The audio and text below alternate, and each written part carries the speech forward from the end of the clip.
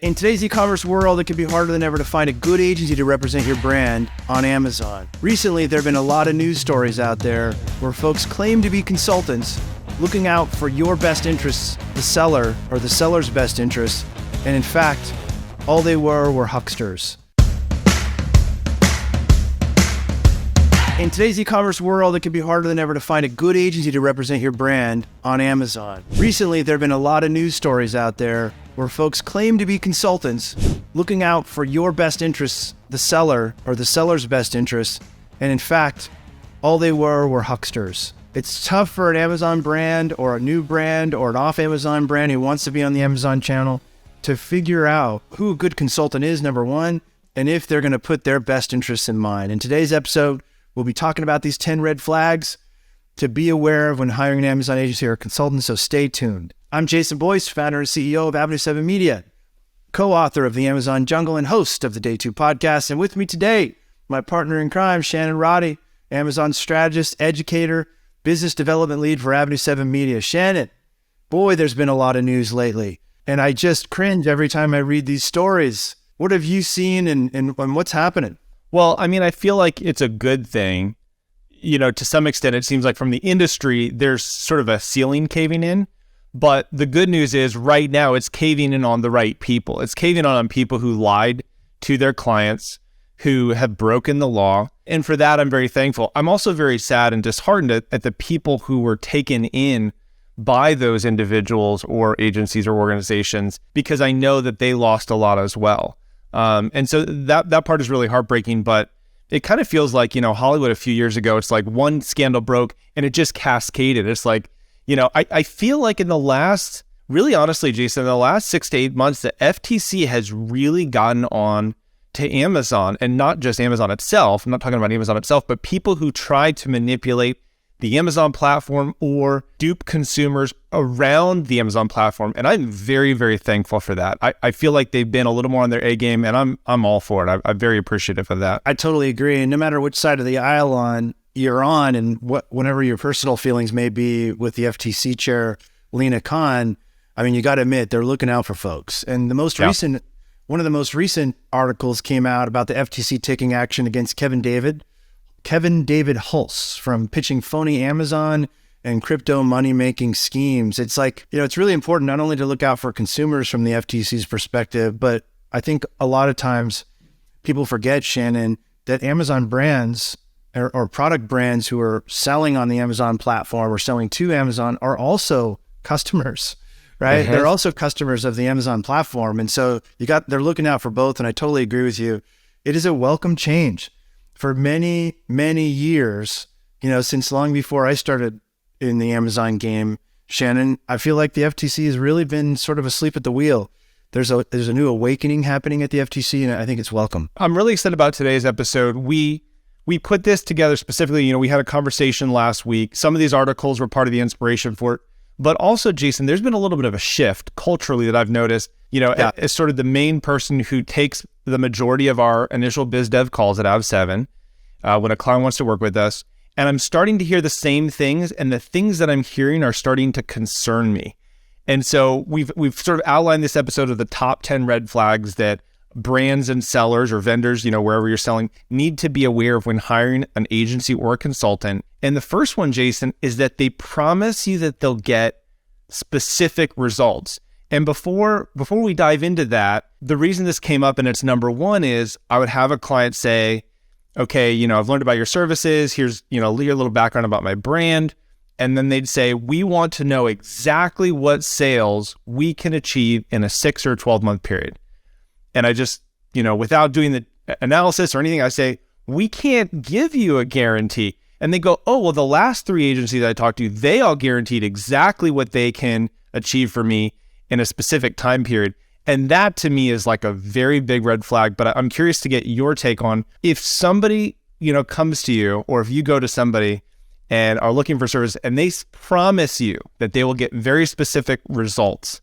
Why is that a red flag in your mind? Clients like to have this question answered a lot. Who wouldn't, right? Yeah. Who wouldn't? And, you know, I'm reminded of it's the perfect crystal ball for the future of my business. Yeah. And many times when they ask me, Shannon, I say, I'd like to know that too. And we have a methodology for giving you some solid estimates, but it really depends on you. You have key dependencies that you have to bring to the table. You have to be willing to adjust. You have to understand that there's rivals out there, and you have to pay attention to them and continue to up your game in terms of your value proposition and your product.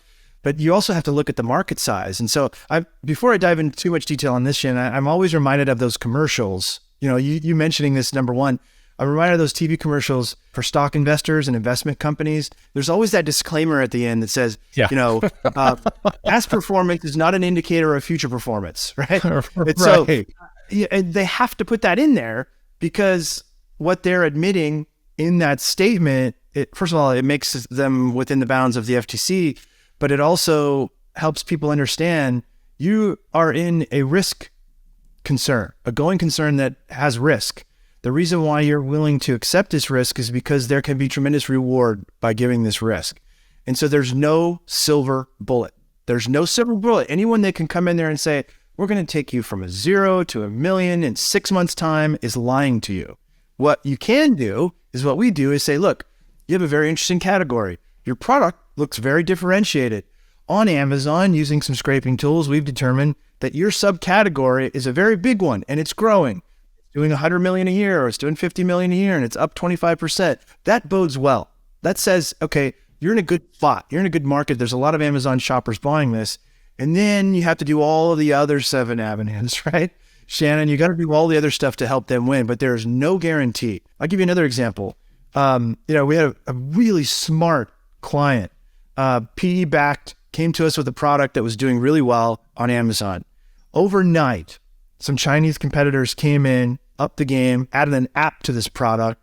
Our client couldn't add the app to the product, and they got beat. Overnight, they lost business because a rival came out of nowhere and basically kneecapped them. Now, they're super smart, and they're in the middle of a super smart pivot right now, but those things happen. And it's hard to communicate that when somebody wants to know specific results, but it's a really red flag, Shannon, if someone says, oh yeah, I can nail that for you. They're not being honest with you, right? Yeah, I agree. I mean, and when I did Amazon coaching and sold courses, previously under Marketplace seller courses before joining Avenue 7, you'd see courses out there and they would promise things like, we can guarantee page 1 results. That is just the biggest red flag ever because it is an algorithm that you do not have proprietary access to. And anybody who says they can guarantee that, I mean, first of all, say you have 2 competitor products, you bring them both together at the same time, both sign with a course or an agency that guarantee page 1 rank. It's like, you just can't guarantee that. We're going to guarantee you X, Y, Z, and they're understanding what is within your control as an agency or consultant or managed service provider, and understand what is in the control of the brand owner.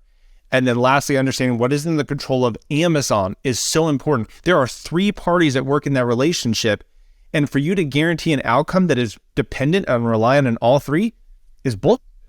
It's BS. Really it's complete. Not only is it a lie, but it also opens up your business to liability. And, if they're using fake URLs, that's dropping keywords in it, or they're paying for reviews and sales in order to pump up the revenue, those are all clearly stated in Amazon that they're violations of the terms of service.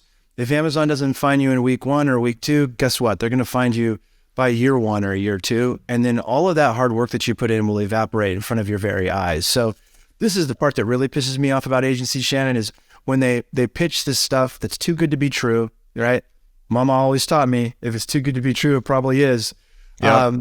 But if it's too good to be true, but also it's not just that.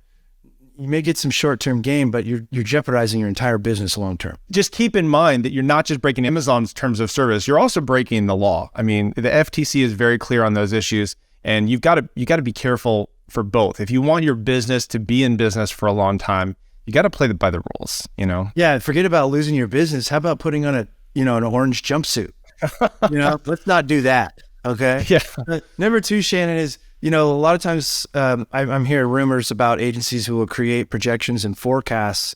They're not presenting them as pro formas. They're presenting them as gospel. But more importantly, they're not really based on any real data. There's been no market research analysis. There's been no analysis of what the average cost per click is in their given categories with their top competitors.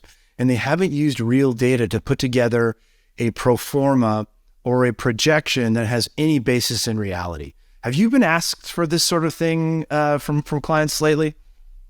All the time. I mean, I was asked by a client this morning. He said, I want to know what I can do in 6 months. And, again, that's great, but we haven't looked at any of those things yet. Now, it is a little bit easier if a client is on Amazon, right? So there's some sales history, there's some unit session percentage data. We can look at the advertising. And oftentimes, Jason, if they're coming to us, those things are either a mess or subpar, meaning we say, here's your current conversion rate. We can make it better using the AV7 methodology. Right. Here's your advertising. It's all over the place. We can cut out this wasted ad spend. We can double down on these keywords. We can organize it in our I don't want to say proprietary, but sort of our developed best-in-class standard for advertising, and we can make it better.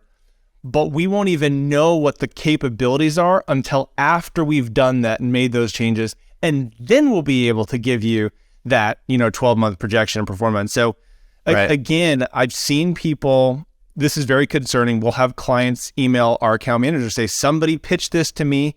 They sent over this really impressive looking deck with lots of numbers and all your competitors and with a lot of green check marks and red X's showing all the things that your competitors are doing that you're not doing and you're missing out. And it's all FOMO. It's all designed to incite that fear of missing out. Look at all these things my competitors are doing and I'm not doing those, and my agency isn't doing those. I remember looking at over one of these probably a couple months ago, and I looked through all the keywords that they said you're not advertising on. I'm like, those are junk keywords that have nothing to do with our client's brand and product. And so again, there's this sort of element of pulling some market data, but it's really just a cold pitch. They have not actually analyzed that data in any type of relevant context. And, for some clients who come on who want a more in-depth analysis, we perform a very in-depth market opportunity analysis for a fee. And that, we really get into the numbers, but we are still not making promises. We let them know these are estimates and projections because there are certain things that we just don't know until we fully lay the foundation and drive traffic using the AV7 playbooks. I love it. What do you got for number 3, Shannon? Okay, Jason, number 3 is their prices are suspiciously low. So the agency price, fee structure, you mean? Yeah. Okay. So we get this all the time. Somebody comes in and says, well, I just talked to the agency and they said they can do it for this. And what do we tell them? What is that when somebody says, yeah, I just talked to this other agency and they can do it for less than half or a fraction of what you guys can? Might be a red flag. Yeah, well, we typically say, you get what you pay for. Yeah. I think we've talked about this a lot throughout the podcast episodes over the last year, Shannon, is there was a time selling on Amazon, it was a long time ago, where you could hire a kid out of college and make them your Amazon expert over time. But those days are over. We've got 10 to 14 different departments. If it's more than that if you start breaking them out by sub-department, because there's so much that goes into success on Amazon, because there's 2 billion products and there's millions of sellers, and they all are fighting for half of the online market share in the United States, which is, the full market it crossed over $1 trillion last year, and about, more than half of that is going to Amazon. So they're all fighting for that share, and you have to do a lot. If the price is low, you're probably getting what you're paying for, low quality, low results, and low sales. This is what I had a hard time with as I was thinking through this question, Jason. There is an exception. And the exception is there are companies that can charge a premium and just underdeliver. Then it becomes even more challenging because people go, well, I went with a premium service provider who I thought was a premium service provider, and man, I just didn't get results either. And so I think that you're probably less likely to have that be the case. I've seen people more often get burned by going the cheaper route, which from an opportunity cost is usually way more expensive. Or, as we kind of alluded to earlier, if somebody actually does something bad, it may be more work and be more expensive to kind of undo what they did. We've seen that as well. We've got clients who came on board, their previous agency screwed up their SKUs, their UPC codes, their images, got the products flagged on Amazon, got their account shut down. You name it. So the opportunity cost is high. But at the same time, unfortunately, with glossy brochures, people can sell anything. And I think sometimes you just have to find out. You find out afterwards, but you got to make a change quickly when you realize, yeah, something's clearly amiss here. Totally. Number 4, they haven't worked with clients in your industry. So this is an interesting one, Shannon. So I think Amazon is unique in that the core infrastructure that supports selling on Amazon is the same across most all categories, with the exception of maybe books, right? Books is kind of its own thing. And if you're selling a hard good widget that is not necessarily a repeat buy item by a consumer, you're probably okay if the agency has sold tennis rackets on one hand and then beauty mirrors on the other hand. 2 wildly different categories, but I think the core, if you can sell one, you can probably sell the other. I think there's a good case there. There are some categories, and I'd love to get your take on this, Shannon, that I think are unique. Selling food on Amazon is a very different and unique category. So highly recommend, if you're going to sell food on Amazon, find somebody who's got experience doing that. Clothing is another one. Clothing and beauty are tricky. Clothing especially. Clothing is a real challenging category as a seller, especially because of the high return rates. And so it's helpful for agencies to know that space really well and understand the challenges that come with it, especially on Amazon. That's not too keen on a new fashion item every quarter. They like the power of the algorithm and keeping that same listing over and over again. So I think there's some exceptions to this one, Shannon. But yeah, I agree. What do you think? Yeah, supplements was what came to mind for me because it's such a challenging category. It's such a difficult category. And when you look at the ad spend and the level of competition and aggression, if you had, for example, an agency or managed service provider and getting pitched by a supplement company, and they say, well, most of our clients were able to, achieve a 15% tacos, right? A total acquired cost of sale. And they take on a supplement brand, they're about to get slaughtered, right? Because very few supplement companies can survive on a 15% media efficiency rate. It's just not, on par with the category. So I agree that there are some categories, like you said, where it varies more and where it's more important that you have somebody who sort of understands the nuances of that category. But I would say you're absolutely right. It's better to look at it from a standpoint of, but does that company understand Amazon? Because in this game, it's more important to understand Amazon than the specific product. What we do, I look at our team as translators. We take the beauty and the essence of your brand, we translate that to Amazon, and we run our playbooks. And we understand that there's going to be variances based on the category and where you are in the launch cycle, right? You just launched, or you sort of established, or your legacy, right? So there's always going to be those differences. But take, for example, an innovative product. I don't care what category the innovative product is. The playbook for launching and growing an innovative product on Amazon is unique. And it's more important that people say, have you launched other innovative products than have you launched another innovative product or another product in my category? And so, great point. The call I had this morning was very much, have you worked with other people in the category? I said, yes, and we can share those results. But it's actually much more important that we understand Amazon and how to do a new launch on Amazon than having worked with a specific client or multiple clients in that specific category. Any thoughts on that before we jump to the next question? No, I love that one. It's great because you're absolutely right.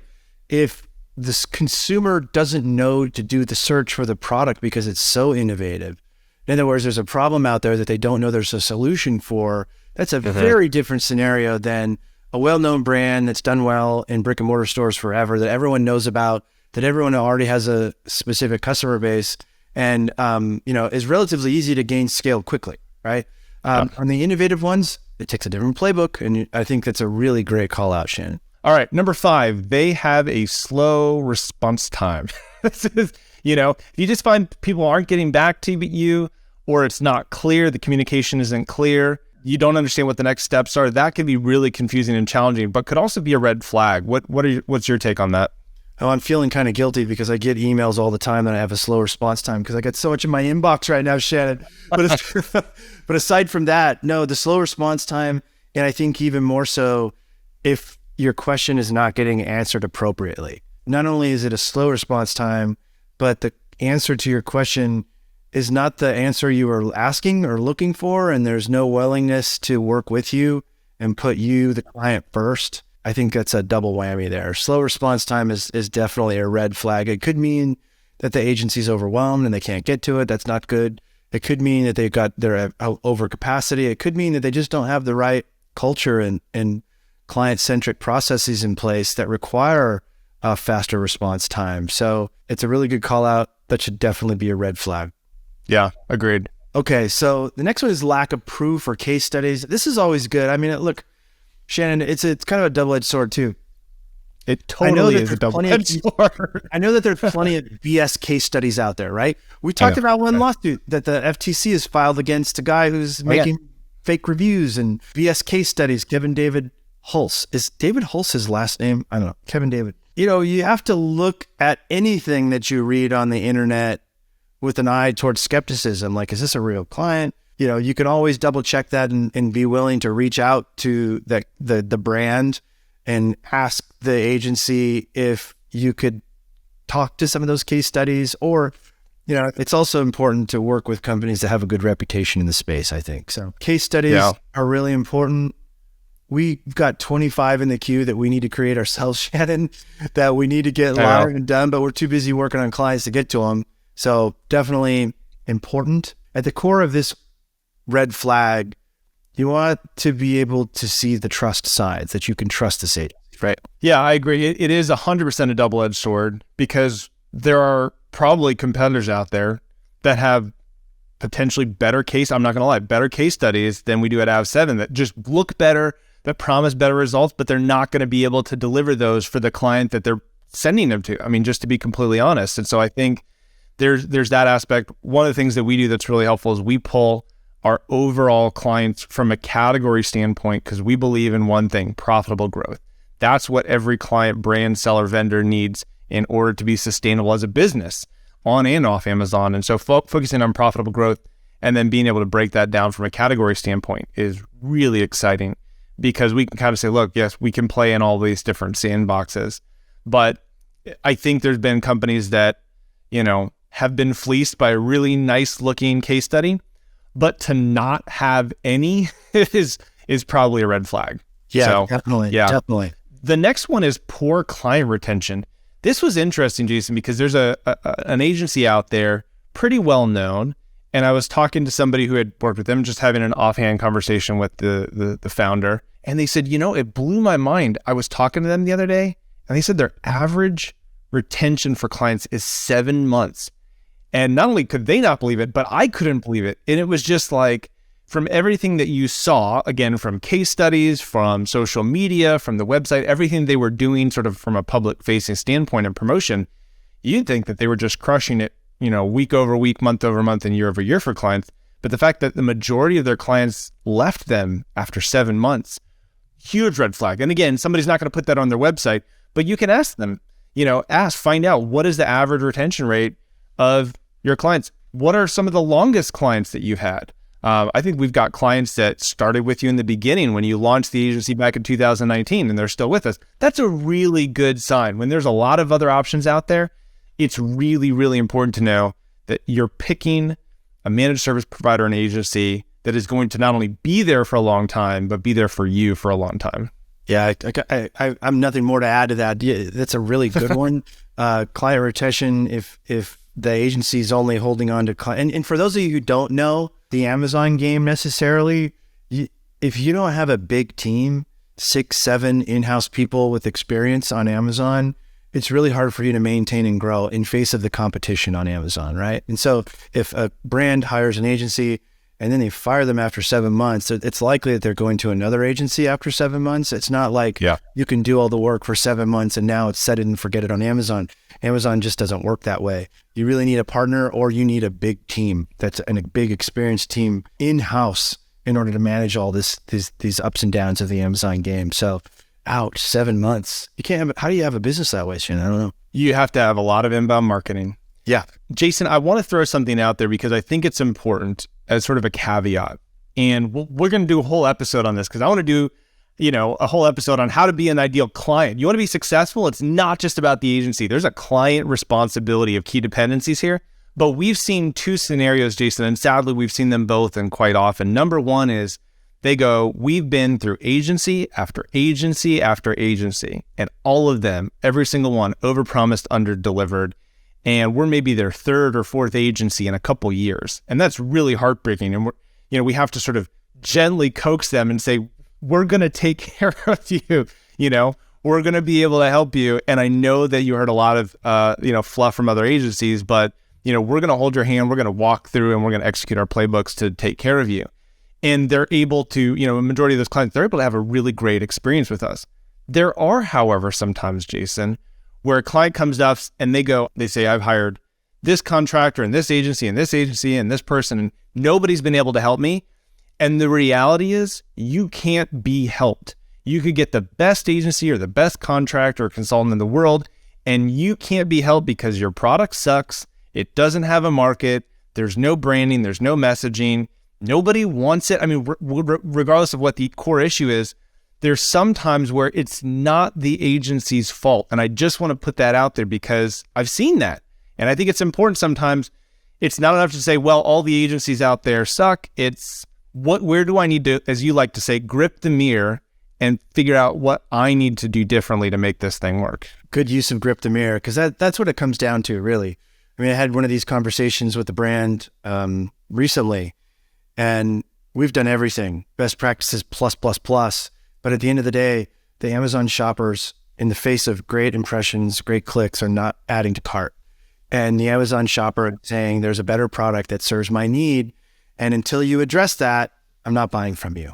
And so, look, I also think, we talked about this as key dependencies in order to grow on Amazon.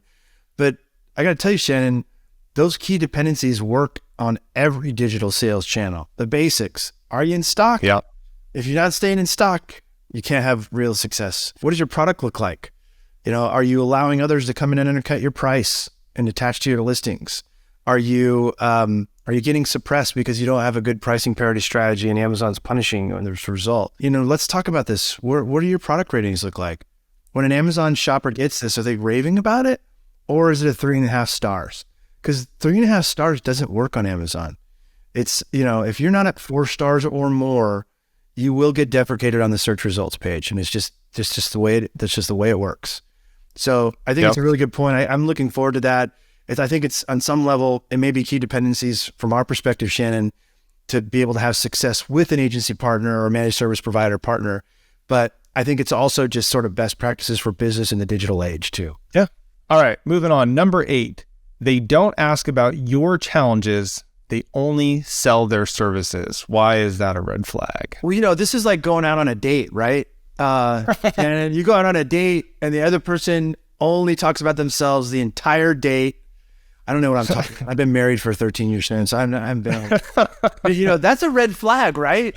You go out, You have a nice meal, and all this person talks about is themselves, doesn't ask you a single question about you and your business or you as a person. That is a huge red flag. You're not getting a second date after that, right? So you probably don't want a second date after that.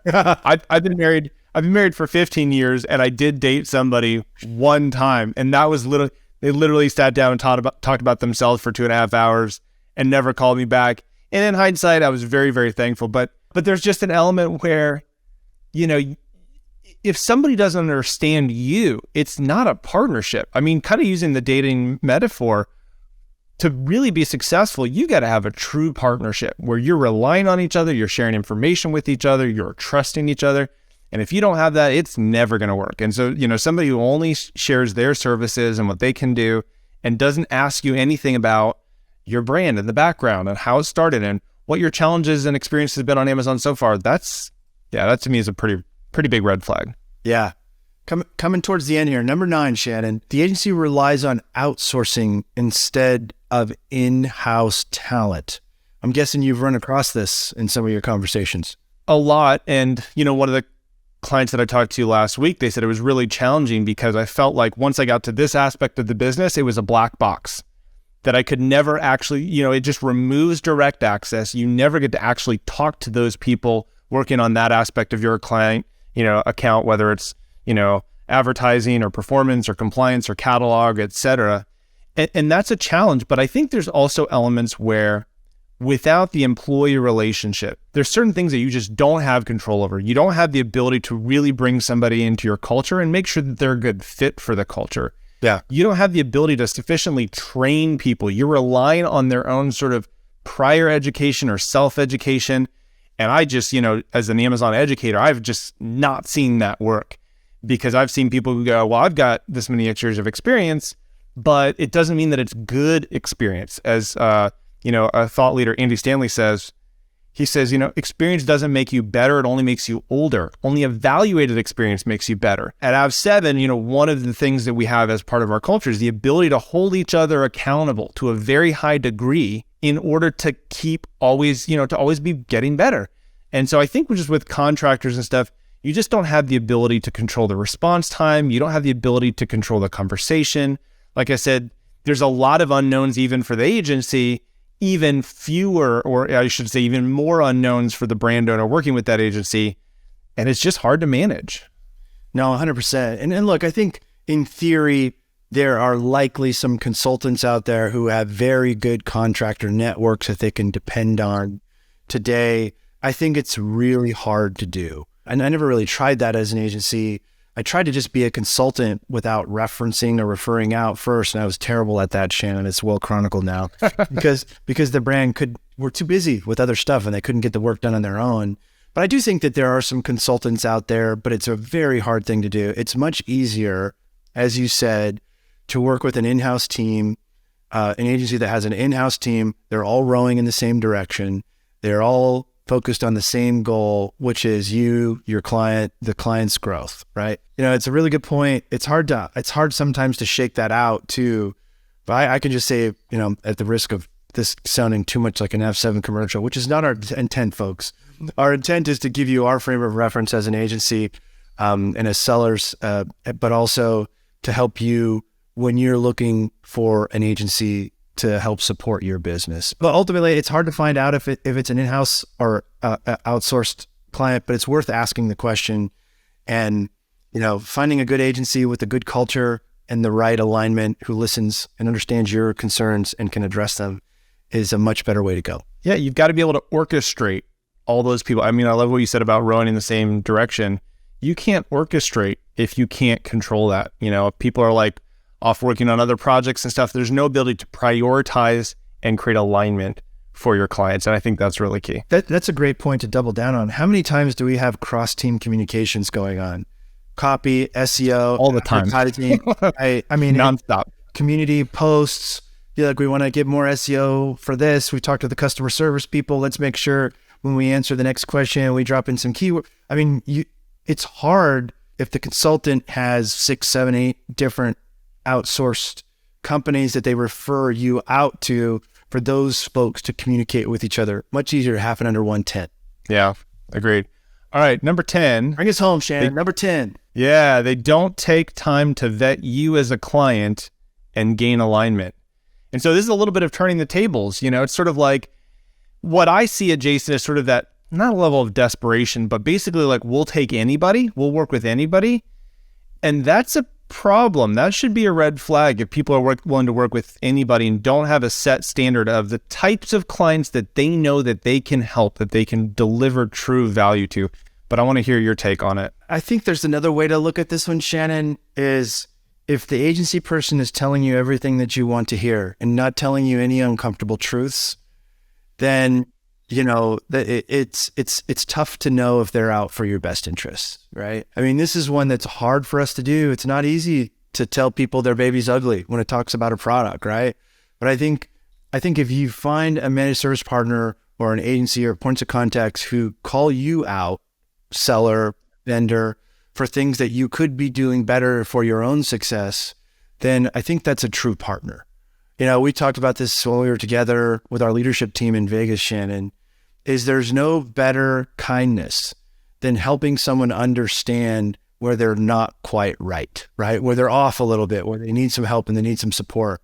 There's no better kindness than telling people and correcting a misperception that they may have about themselves, their business in this case, etc. If you've got somebody on the phone or on the Zoom or God knows whatever other video call you're on, and they're starting to push you a little bit and call you out for stuff that you could be doing better, that's a good sign, right? And if they're not doing that and they're saying, oh, you're so smart, everything you're saying is 100% right, on this Amazon channel especially, I'm not so sure. Because unless this is your full-time job, it's hard to know the Amazon game.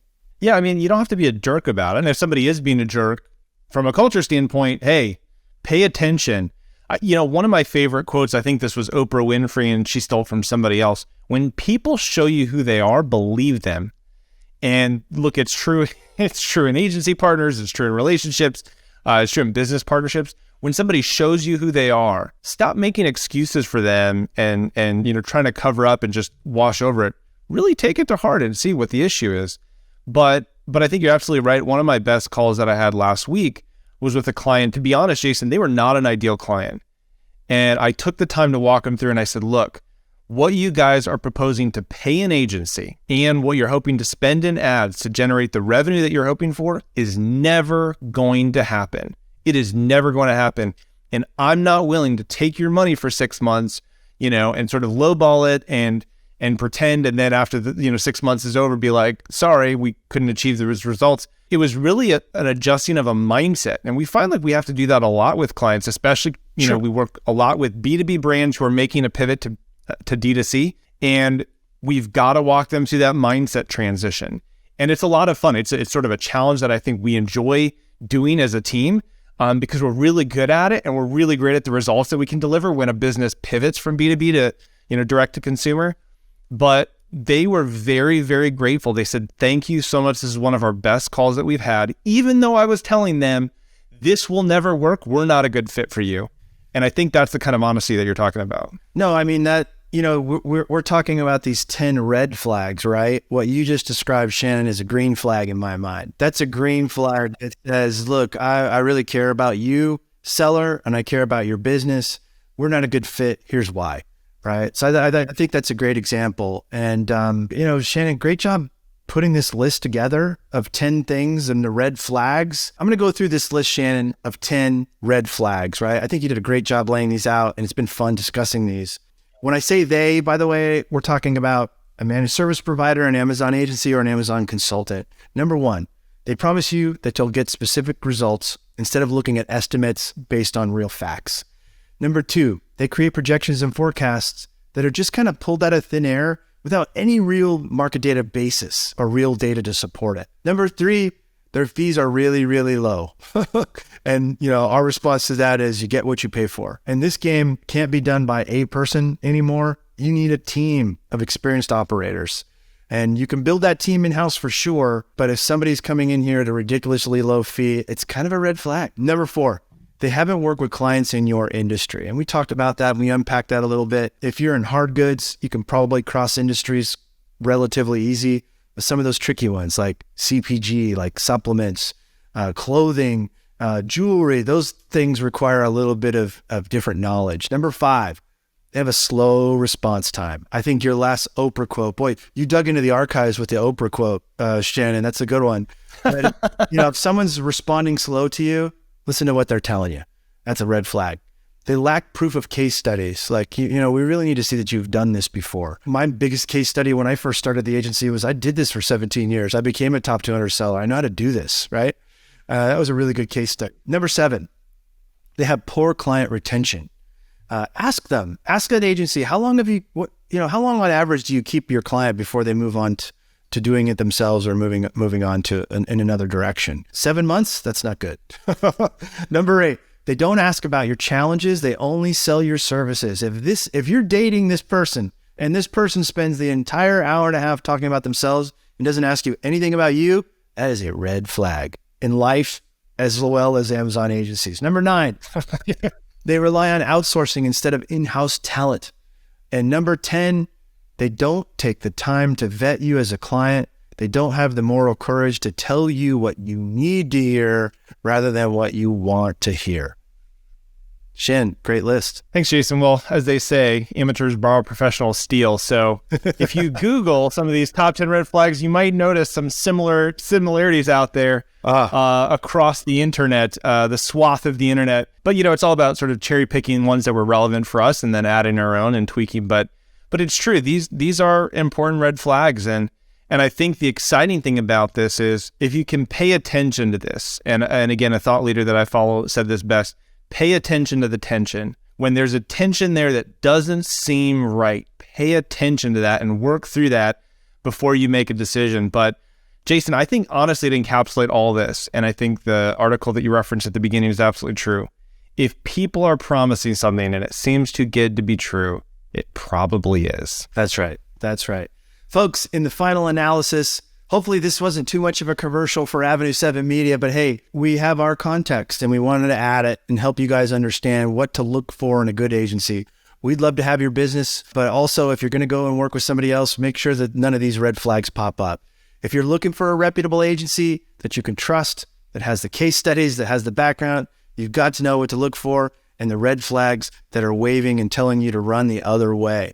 If you're ready to start growing and protecting your brand on Amazon with a team of experienced Amazon operators, you can visit us at day2podcast.com. That's day2podcast.com. And lastly, if you have any questions or would like to request topics to be discussed on future episodes, leave them in the comments or in your review. As always, thank you for listening and happy selling.